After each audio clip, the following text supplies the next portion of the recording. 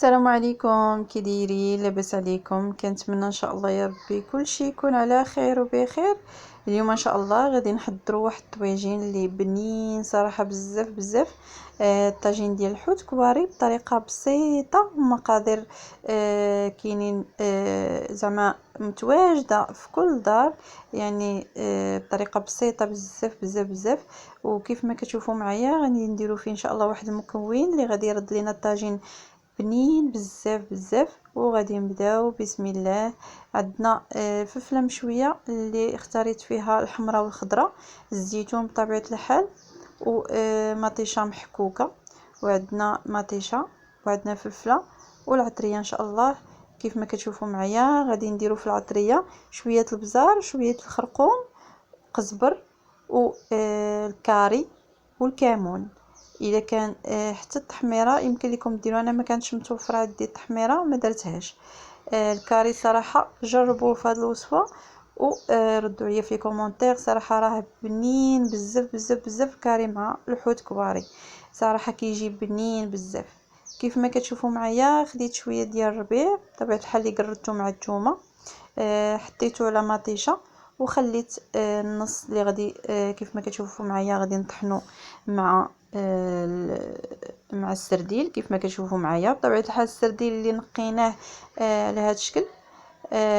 صراحه انا خديت القراده اللي بطبيعه الحال ما عندوش حتى الهاشوار يقدر يدير غير بالقراده. كيف ما كتشوفوا معايا كيف ما كتشوفوا زدت حتى الفلفله الحمراء والخضراء اللي شويناهم كيف ما قلت لكم. وغادي نديروا العطريه، شويه البزار، شويه الخرقوم، شويه القزبر والكاري كيف ما كتشوفوا معايا، والكمون حتى هما كنزيدوهم على هذا الشكل هذا. وكناخذوا الزيتون حتى هو بطبيعه الحال غادي ديروا الملحه. غادي ناخذوا الزيتون، غادي نطحنوا كل شيء في القراده.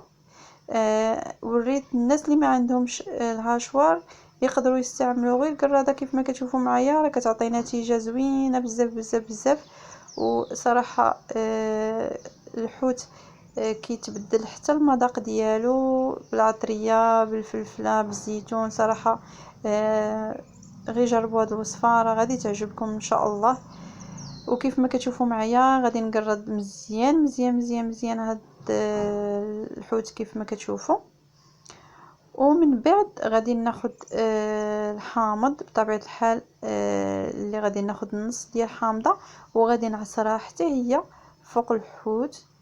وغادي نقردهم حتى هما مزيان مزيان. الا كان عندكم زيت العود تقدروا تزيدوه زعما دابا تقدروا تزيدوا زيت العود. صراحه كيعطي نتيجه زوينه بزاف بزاف بزاف.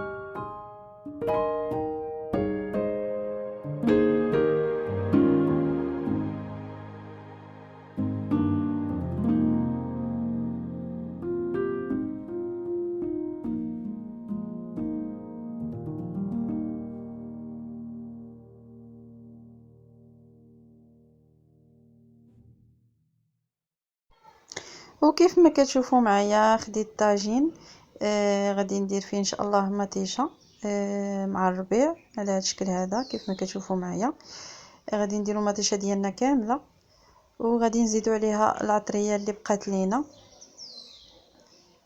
غادي نديروها حتى هي كامله.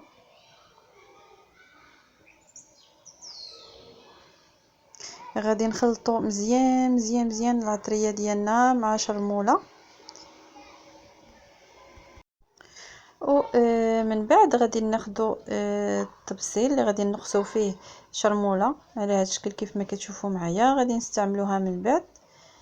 بطبيعه الحال غادي ديروا الزيت اذا كان كيف ما قلت لكم زيت العود، ويمكن لكم تخلطوا زيت العود مع الزيت العاديه حتى هو كيعطي نتيجه زوينه. كيف ما كتشوفوا معايا كنقص في مطيشه حيت غادي ندير ان شاء الله من بعد.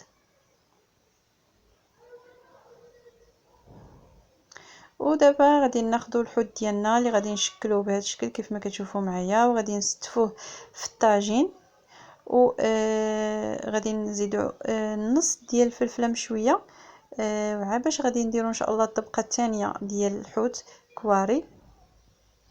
ونخليكم ان شاء الله تشوفوا الطريقه.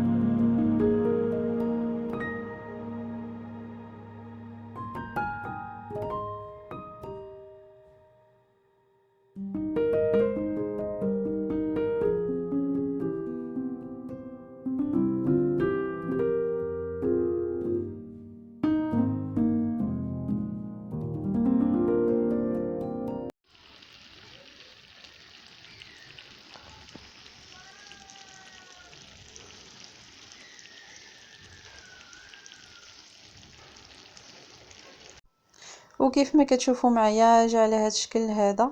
كنتمنى ان شاء الله تجربوه حتى الصراحه بنين بزاف بزاف بزاف. وكيف ما كنقول لكم دائما بالصحه والراحه.